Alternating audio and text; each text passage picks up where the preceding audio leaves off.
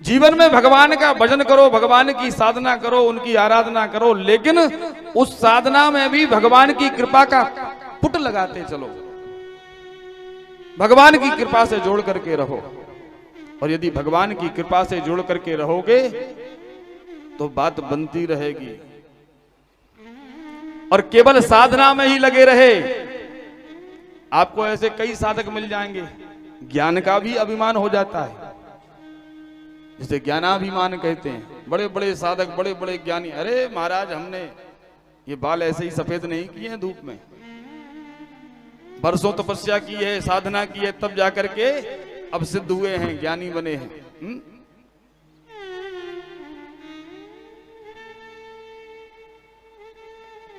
एक के आगे यदि आप शून्य लगा दोगे तो कितना हो जाएगा? 10। एक और शून्य लगा दिया तो 100 हो गए, एक और लगा दिया 1000। जितने शून्य लगाते जाएंगे प्रत्येक शून्य 10 गुना शक्ति से बढ़ेगा। बढ़ेगा कि नहीं? अब सारे शून्य झगड़ने लग जाएं कि मेरे आने से 10 हुए, दूसरा बोला मेरे आने से 100 हुए, तीसरा कहने लगा अरे मेरे आने से 1000 हुए, आपस में ही झगड़ा शुरू हो गया। तो आगे जो एक का अंक लगा हुआ था उसने कहा भैया आप लोग झगड़ते रहो, हम ही आगे से निकल चले। और आगे से यदि एक का अंक हट गया तो अब कितने भी शून्य बने रहे, किसी मतलब के नहीं। उन शून्य में शक्ति कब है? जब उनके आगे अंक लगा होगा, तो प्रत्येक शून्य 10 गुना शक्ति से बढ़ेगा। और यदि अंक ही आगे नहीं है तो कितने भी शून्य लगाते रहो, कोई फर्क पड़ने वाला नहीं। ठीक इसी प्रकार से राम नाम एक अंक है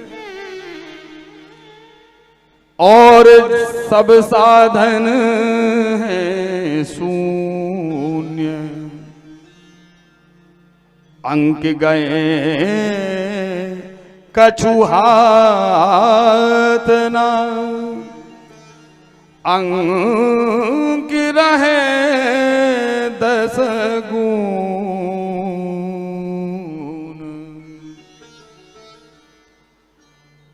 अंक गए कछु हाथ ना, अंक रहे 10 गुण। इसीलिए कहते हैं कि प्रभु की कृपा को पकड़ करके रहो। यदि भगवान की कृपा हमारे हाथों से खिसक गई, लोग गोवर्धन भगवान की परिक्रमा लगाने जाते हैं, गिरिराज जी महाराज की, श्रीधाम वृंदावन की परिक्रमा लगाने जाते हैं, 84 कोस की परिक्रमा, ब्रज 84 कोस की। एक बार एक परिवार श्री गोवर्धन नाथ की परिक्रमा लगाने के लिए आया, तो गोवर्धन नाथ की परिक्रमा 21 किलोमीटर की है, 7 कोस की। अब उस परिवार में एक छोटा सा बच्चा भी था। परिक्रमा लगाते लगाते सारा परिवार जब थोड़ा थकान होने लगी तो थोड़ा विश्राम करने के लिए एक स्थान पर रुक गया। अब सारे परिवार के सदस्य कोई अपना हाथ दबावे, कोई अपना पैर दबावे, थकान हो रही थी। लेकिन वो छोटा सा बच्चा बड़ी किलकारी मार मार करके उछल कूद कर रहा था, खेल रहा था। किसी ने पूछा बेटा तूने परिक्रमा नहीं लगाई, तुझे थकान नहीं हो रही है? अरे बोले महाराज पूरी परिक्रमा लगाई। तो बोले फिर तुझे थकान क्यों नहीं हो रही? बोले बिल्कुल नहीं हो रही महाराज। क्यों? बोले मैंने अपने पिताजी के कंधे पर बैठ करके परिक्रमा लगाई, इसलिए मुझे बिल्कुल भी थकान नहीं हो रही। ठीक इसी प्रकार से संत कहते हैं कि भगवान की कृपा का कंधा पकड़ लोगे तो काम तुम्हारे सब होते रहेंगे और तुम्हें थकान का तनिक भी अनुभव नहीं होगा। प्रेम से बोलो राधे राधे। ये भगवान की कृपा का चमत्कार है। श्री हनुमान जी महाराज ने लंका की यात्रा की तो स्वयं के बल से नहीं, बल्कि जब लंका की यात्रा पर जा रहे हैं तो बार बार रघुवीर संहारी, भगवान की कृपा को संभालते हुए उस कृपा के बल पर श्री हनुमान जी महाराज लंका की यात्रा करने के लिए जाते हैं।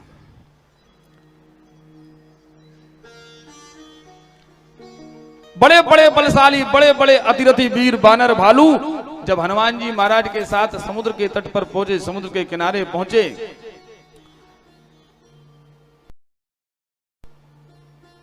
और सारे बानर भालू असमर्थ हो गए, किसी में इतना सामर्थ नहीं था। जब अंत में श्री हनुमान जी महाराज की ओर देखा तो जामवंत जी महाराज ने हनुमान जी महाराज को सावधान करते हुए कहा, काचुप साध रहेऊ बलवाना। महाराज आप चुप्पी साधे हुए बैठे हैं और हम लोग यहाँ माता जानकी की खोज करने के लिए आए हैं, क्या यहीं बैठ करके सारा समय नष्ट कर देंगे? आप तो यहाँ समुद्र के तट पर आंखें बंद करके समाधि लगा करके बैठ गए। जामवंत जी महाराज ने कहा, श्री हनुमान जी महाराज को उनके बल का भान कराया, स्मरण कराया। राम काज लगी तब अवतारा। हनुमान जी महाराज को उनके बल का भान स्मरण कराया कि महाराज आपका तो अवतार ही भगवान के कार्य के लिए हुआ है। और जैसे ही हनुमान जी महाराज ने सुना, सुनते ही भयऊ पर्वताकारा। हनुमान जी महाराज पर्वताकार हो गए और हनुमान जी महाराज लंका की यात्रा करते हैं। 100 योजन समुद्र को लांग जाते हैं। लंका में लंकनी का उद्धार करते हैं, जानकी जी की खोज करते हैं, सारी लंका को आग लगा दी, अनेक राक्षसों को मार दिया। लौट करके आए भगवान के पास।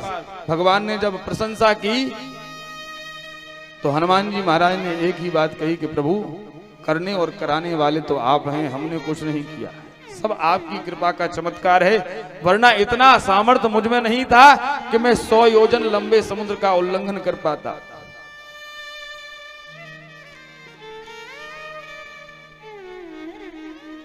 भगवान की कृपा 24 घंटे नित्य निरंतर हम सबके ऊपर बरस रही है, लेकिन उस कृपा का आपको अनुभव करना पड़ेगा।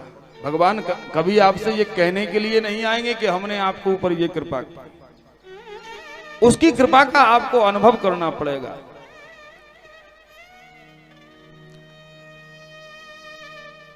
जब सुखदेव जी महाराज ने सुना कि पूतना जैसी पापनी को भी प्रभु ने सारे पापों पर पर्दा डाल करके परम गति प्रदान कर दी, तो अब अपने आप को रोक नहीं पाए।